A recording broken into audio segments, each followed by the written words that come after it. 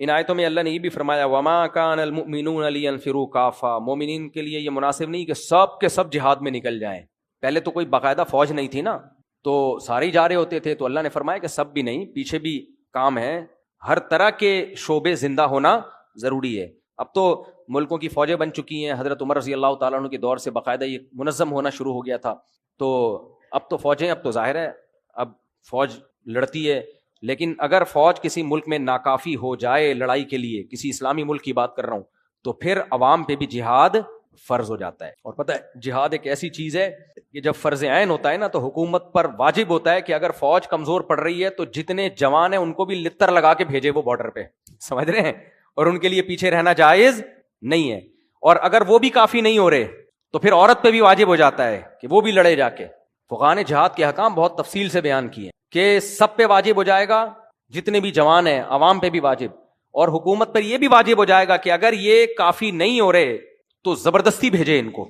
تو ہلکی چیز نہیں ہے اپنے ملک کا دفاع اور قوم کا دفاع اور جو ہے اہل اسلام کا دفاع، یہ اتنی ہلکی چیز نہیں ہے کہ لڑو. آپ اب دیکھو ملک میں جب کوئی لڑائی شروع ہوتی ہے لوگ فوجیوں کا مذاق اڑانا شروع کر دیتے ہیں، کچھ بدبخت لوگ. یہ بہت بڑا جرم ہے، یاد رکھو بہت بڑا جرم ہے. ایسے موقع پہ جب جنگ ہو رہی ہو نا، جنگ، اس موقع پہ کوئی مذاق اڑائے نا اپنے فوجیوں کا، 100 اختلافات تو ہمیں بھی ہیں، میں بیان بھی کرتا رہتا ہوں، جنگ کے موقع پہ کوئی صحافی ایسی بات کر رہا ہے جس سے نیگیٹیوٹی پھیل رہی ہے، سمجھ لو یہ ملک کا غدار ہے.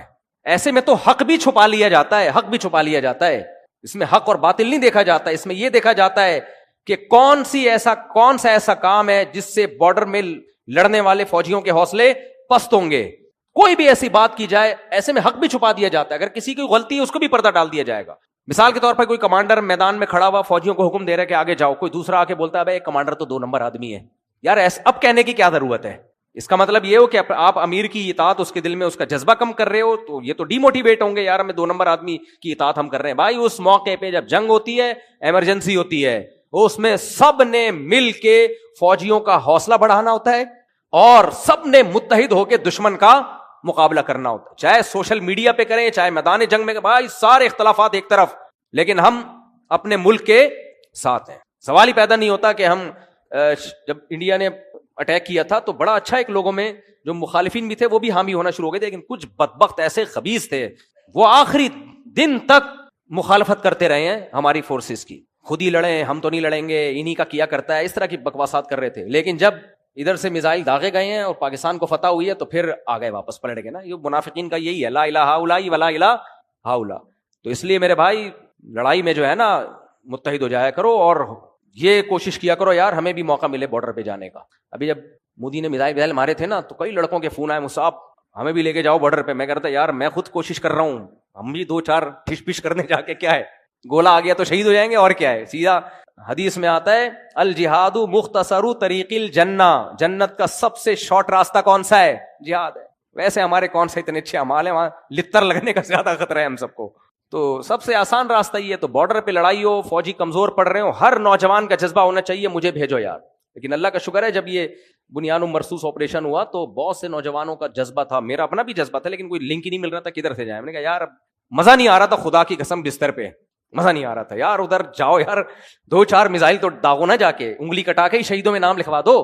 تو ایسے موقع پہ یہ جذبہ ہونا چاہیے. یہ بےغیرت قسم کے جو صحافی بکواسات کر رہے ہیں نا، ان کی مت سنو. اس موقع پہ کچھ بےغیرت صحافی ہیں، وہ گند ہی ان کے منہ سے ہمیشہ گوں ہی نکلے گا.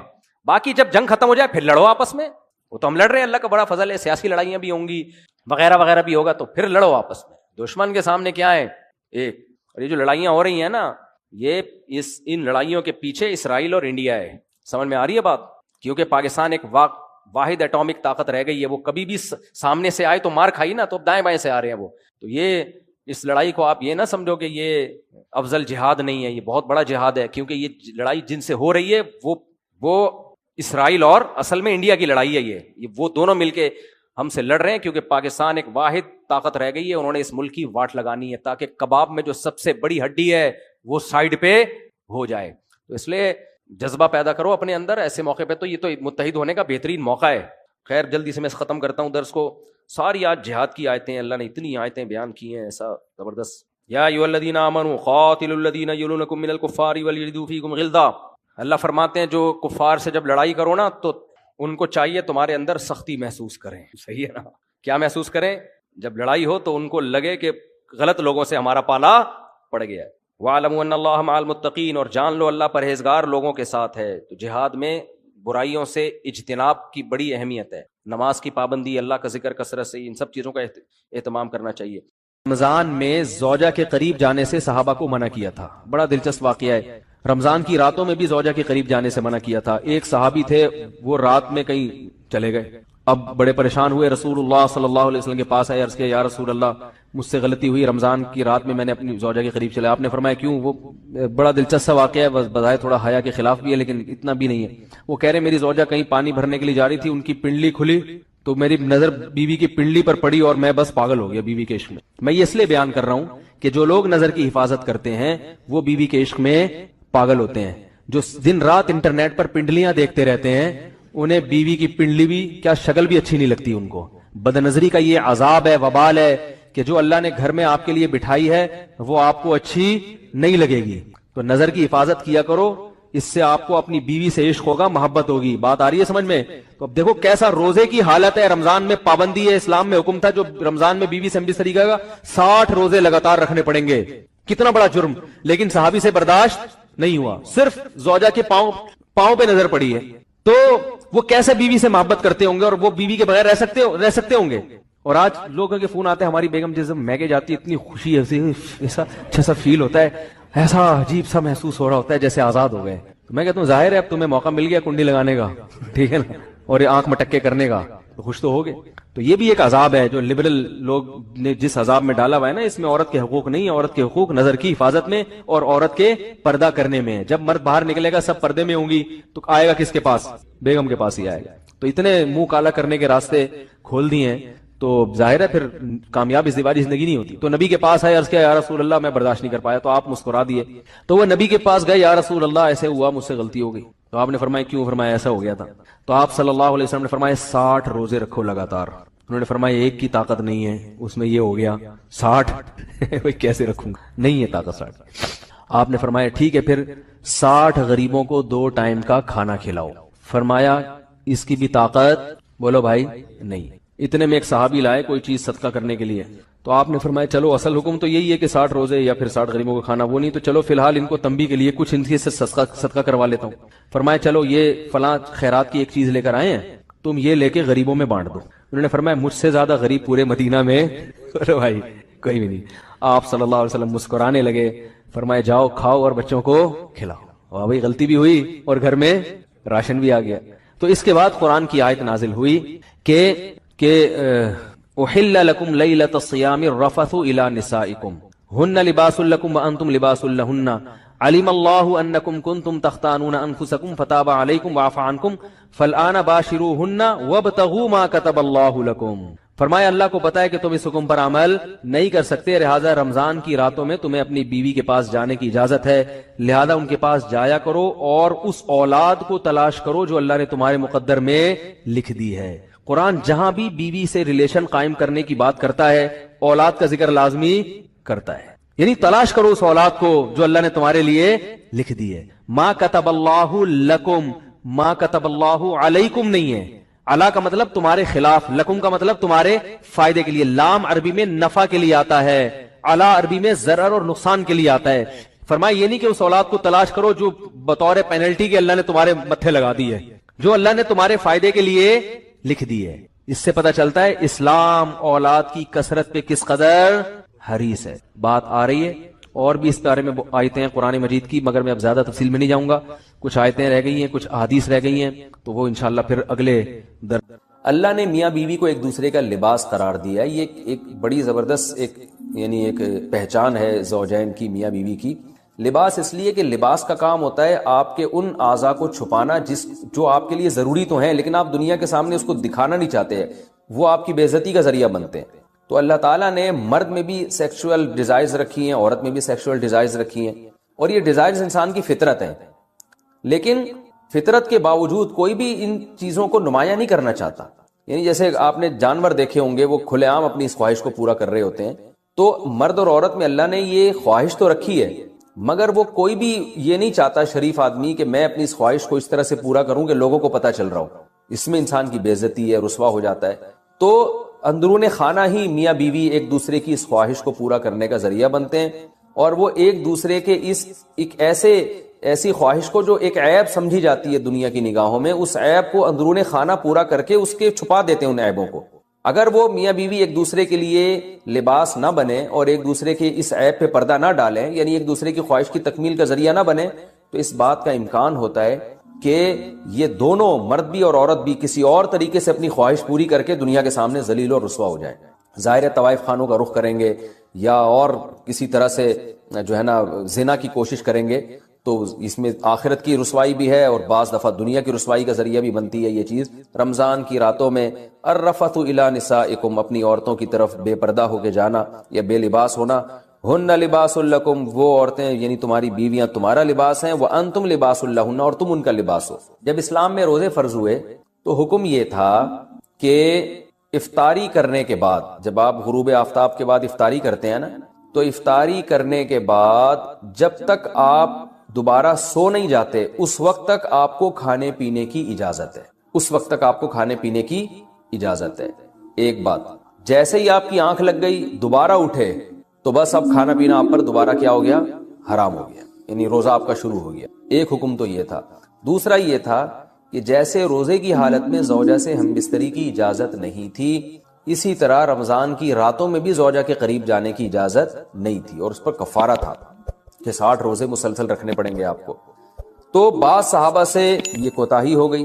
ایک صحابی رسول اللہ صلی اللہ علیہ وسلم کے پاس آئے، بڑا دلچسپ واقعہ ہے، ان سے رمضان کی رات میں اپنی زوجہ سے ہم بستری ہو گئی، تو آپ صلی اللہ علیہ وسلم نے فرمایا وجہ کیا تھی، کیسے ہوا تم سے، کیوں ہو گیا یہ؟ تو انہوں نے فرمایا یا رسول اللہ، میری زوجہ کی پنڈلی میں نے دیکھی، اس پہ نظر پڑی، وہ انہوں نے کہیں اپنا پائنچہ اوپر کیا تو بس میں جو ہے وہ برداشت نہیں ہوا اور میں مجھ سے جمع ہو گیا۔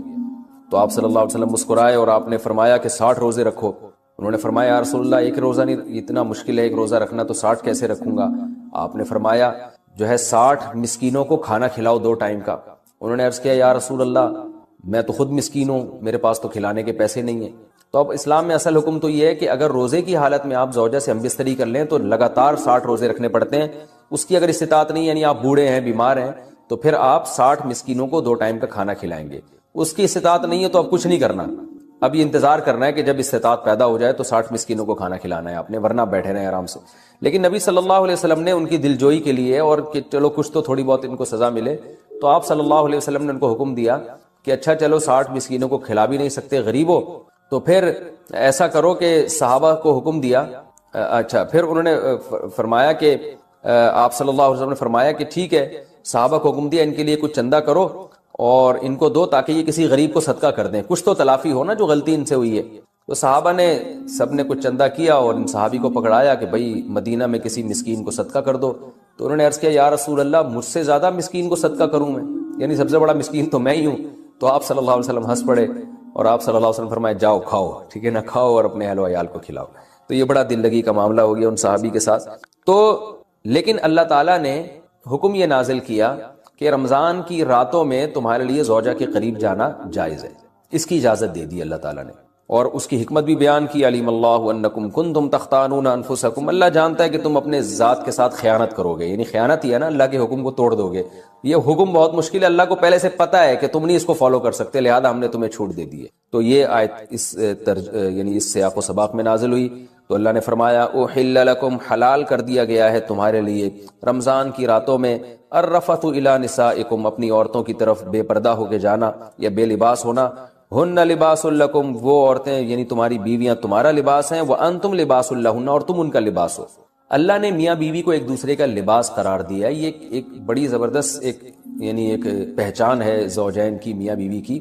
لباس اس لیے کہ لباس کا کام ہوتا ہے آپ کے ان اعضاء کو چھپانا جو آپ کے لیے ضروری تو ہیں لیکن آپ دنیا کے سامنے اس کو دکھانا نہیں چاہتے ہیں، وہ آپ کی بے عزتی کا ذریعہ بنتے ہیں۔ تو اللہ تعالیٰ نے مرد میں بھی سیکشول ڈیزائرز رکھی ہیں، عورت میں بھی سیکشول ڈیزائرز رکھی ہیں، اور یہ ڈیزائرز انسان کی فطرت ہیں، لیکن فطرت کے باوجود کوئی بھی ان چیزوں کو نمایاں نہیں کرنا چاہتا۔ یعنی جیسے آپ نے جانور دیکھے ہوں گے، وہ کھلے عام اپنی اس خواہش کو پورا کر رہے ہوتے ہیں، تو مرد اور عورت میں اللہ نے یہ خواہش تو رکھی ہے، مگر وہ کوئی بھی یہ نہیں چاہتا شریف آدمی کہ میں اپنی اس خواہش کو اس طرح سے پورا کروں کہ لوگوں کو پتہ چل رہا ہو، اس میں انسان کی بے عزتی ہے، رسوا ہو جاتا ہے۔ تو اندرون خانہ ہی میاں بیوی ایک دوسرے کی اس خواہش کو پورا کرنے کا ذریعہ بنتے ہیں، اور وہ ایک دوسرے کے اس ایک ایسی خواہش کو جو ایک عیب سمجھی جاتی ہے دنیا کی نگاہوں میں، اس عیب کو اندرون خانہ پورا کر کے اس کے چھپا دیتے ہیں ان عیبوں کو۔ اگر وہ میاں بیوی ایک دوسرے کے لیے لباس نہ بنے اور ایک دوسرے کے اس عیب پہ پردہ نہ ڈالیں، یعنی ایک دوسرے کی خواہش کی تکمیل کا ذریعہ نہ بنے، تو اس بات کا امکان ہوتا ہے کہ یہ دونوں مرد بھی اور عورت بھی کسی اور طریقے سے اپنی خواہش پوری کر کے دنیا کے سامنے ذلیل اور رسوا ہو جائیں۔ ظاہر ہے طوائف خانوں کا رخ کریں گے یا اور کسی طرح سے جو ہے نا زنا کی کوشش کریں گے، تو اس میں آخرت کی رسوائی بھی ہے اور بعض دفعہ دنیا کی رسوائی کا ذریعہ بھی بنتی ہے یہ چیز۔ تو میاں بیوی اندرون خانہ ہی بند کمرے میں ایک دوسرے کی اس خواہش کو پورا کر کے ایک دوسرے کی خواہش پہ پردہ ڈال دیتے ہیں، بالکل جیسے لباس آپ کے جو جسم کے پوشیدہ اعضاء ہیں ان کو چھپا دیتا ہے۔ تو دو کام کرتا ہے لباس، ایک تو یہ کہ آپ کے جسم کے جو پوشیدہ اعضاء ہیں ان کو چھپا بھی دے گا، اور دوسرا لباس زینت کا کام بھی کرتا ہے، جب آپ لباس پہن کے باہر نکلتے ہیں تو اور اچھے بھی لگتے ہیں۔ تو اللہ تعالیٰ نے ایسا ایک انتظام کیا، میاں بیوی کو ایک دوسرے کے لیے ایسا بنایا کہ ایک دوسرے کی خواہش کو اندرون خانہ ہی یہ پورا بھی کر دیتے ہیں اور زینت کا ذریعہ بھی بنتے ہیں۔ جب میاں بیوی باہر نکلتے ہیں تو لوگ تعارف کروا رہے ہوتے ہیں نا کہ شادی شدہ آدمی ہے، پارکوں میں لکھا ہوتا ہے فیملی کے بغیر الاؤ نہیں، ان کو پتا ہے جو فیملی کے بغیر ہوتا ہے وہ قابل عزت نہیں ہوتا، فیملی والا آدمی قابل عزت ہوتا ہے۔ تو وہ زینت کا ذریعہ بھی بنتے ہیں کہ بھائی شادی شدہ آدمی ہے، بال بچوں دار آدمی ہے، بال بچوں والا آدمی ہے، تو زینت اس لحاظ سے بھی کہ لوگوں کو اس سے خطرہ بھی کم ہوتا ہے، وہ ایسی اوباش لڑکوں جیسی حرکتیں بھی یعنی حرکتیں بھی نہیں کرتا، اور زنا سے بھی بچ جاتا ہے وہ، تو اس لحاظ سے بھی لوگوں کو اس سے خطرہ نہیں ہوتا۔ تو ہر لحاظ سے ایک دوسرے کی زینت کا ذریعہ بنتے ہیں اور ایک دوسرے کی عیبوں پہ پردہ ڈالنے کا ذریعہ بنتے ہیں۔ تو یہ ایک اللہ تعالیٰ نے پہچان کروائی ہے، اور اس میں اللہ نے عورت کا ذکر پہلے کیا، مرد کا بعد میں کیا، اس میں کیا حکمتیں ہیں، یہ ایک لمبا ٹاپک ہے، میں بیانات میں ذکر کر چکا ہوں، پھر تفسیر میں اس طرح کی باتیں ہوں گی تو بہت لمبی تفسیر ہو جائے گی۔ آگے اللہ نے فرمایا علیم اللہ انکم کنتم تختانون انفسکم، اللہ کو پتا ہے تم اپنے نفس کے ساتھ خیانت کرو گے۔ خیانت کا مطلب جب اللہ کے حکم کو توڑو گے تو اپنے ساتھ ہی خیانت ہے نا یہ، تو اللہ کو پتا ہے کہ تم اس حکم کو فالو نہیں کر سکتے، یعنی رمضان کی راتوں میں بھی ہم پابندی لگا دیں تو پورا مہینہ زوجہ سے دور رہنا تمہارے لیے بڑا مشکل ہو جائے گا، اس لیے اللہ نے حکم دے دیا فتاب علیکم، اللہ تم پر متوجہ ہوا، وعفا عنکم، اور جو کوتاہی تم میں سے ہو چکی ہے، ان صحابی سے کوتاہی ہوئی تھی اللہ نے معاف کر دی، فالآن، پس اب تمہیں اجازت ہے، باشروہن، ان سے تم ہم بستری کر سکتے ہو، یعنی رمضان کی راتوں میں، وابتغوا ما كتب اللہ لکم، اور وہ اولاد تلاش کرو، وہ چیز تلاش کرو جو اللہ نے لکھ دی ہے تمہارے لیے، یعنی اس سے مراد ہے اولاد۔ تو اب یعنی زوجہ کے قریب اس نیت سے جاؤ کہ تمہیں اولاد ملے۔ تو یہاں بھی کچھ باتیں، پہلی سوال یہ پیدا ہوتا ہے کہ جب اللہ نے اس حکم کو منسوخ ہی کرنا تھا، اللہ تعالیٰ نے رمضان کی راتوں میں زوجہ سے ہم بستری کی اجازت دینی ہی تھی، تو پھر پہلے پابندی کیوں لگائی جب منسوخ ہی کرنا تھا؟ تو مشرکین یہ اعتراضات کیا کرتے تھے کہ قرآن ایک بات پہ معاذ اللہ قائم کیوں نہیں رہتا، منسوخ کیوں کر دیتا ہے؟ اس کا مطلب ہے کہ یہ اللہ کا حکم نہیں ہے بلکہ یہ تو نبی نے اپنی طرف سے بنایا ہوا ہے، کیونکہ نبی جو ہے نا وہ حکم چینج کرتے رہتے ہیں۔ تو یاد رکھیں ایسا نہیں ہے، قرآن جب کسی حکم کو منسوخ کرتا ہے تو قرآن میں پہلے گزر چکا نا، ما ننسخ من آیت او ننسیھا ناتی بخیر منھا او مثلھا۔ بعض دفعہ حکمتیں ہوتی ہیں، اللہ کے علم میں تو یہ ہوتا ہے کہ میں نے اس حکم کو چینج کرنا ہے، لیکن اللہ تعالیٰ پہلے ایک حکم نازل کرتے ہیں یہ بتانے کے لیے کہ ہماری اصل منشا تو یہ تھی کہ یہ حکم نازل ہو، لیکن پریکٹیکلی کروایا گیا کہ تم کمزور ہو، تو اور کمزوری کی وجہ سے تم اس حکم کو فالو نہیں کر سکتے، تو اللہ کتنا غفور الرحیم ہے، اپنے اصل قانون کو چینج کر رہا ہے۔ تو اگر شروع ہی سے یہ حکم نازل ہوتا نا کہ رمضان کی رات میں زوجہ کے قریب جانے کی اجازت ہے، تو یہ جو اللہ کی ایک رحمت اپنے بندوں کے اوپر ہے، یہ رحمت نمایاں نہ ہوتی کہ اللہ اپنے بندوں، اللہ کی یعنی اللہ تعالیٰ نے بھی حکام میں لچک رکھی ہے، اور اپنے بندوں کے مزاج کی اور اپنے بندوں کے جو ہے وہ طبیعت کی اور ان کی طاقت اور قوت کو دیکھ کر اللہ نے حکام بنائے۔ اس کی مثال ایسے ہے جیسے 28ویں پارے میں آتا ہے کہ اللہ تعالیٰ نے صحابہ کرام کو حکم دیا تھا کہ جب نبی کے پاس جاؤ بات چیت کرنے کے لیے، آپ سے سرگوشی کرنے کے لیے، تو پہلے صدقہ کیا کرو، لیکن ابھی کسی صحابی نے صدقہ کیا ہی نہیں کہ اللہ نے حکم کو منسوخ کر دیا اور فرمایا کہ تمہارے لیے یہ حکم بہت شاق ہے، لہذا اب تمہیں اجازت ہے کہ بغیر صدقے کے نبی کے پاس چلے جاؤ۔ تو وہاں بھی علماء نے حکمت بیان کرتے ہیں کہ اللہ تعالیٰ اگر شروع سے یہ حکم دے دیتا نا کہ بغیر صدقے کے چلے جاؤ، تو وہ جو اللہ تعالیٰ کی اپنے بندوں کے ساتھ ایک لطافت والا معاملہ ہے، رحمت والا معاملہ ہے، وہ ظاہر نہ ہوتا۔ تو یہاں بھی ایسے ہی ہے، اللہ نے فرمایا کہ ہمیں پتہ ہے کہ تم نہیں حکم کو فالو کر سکتے، ہم نے حکم تو دیا ہے، تم دیکھو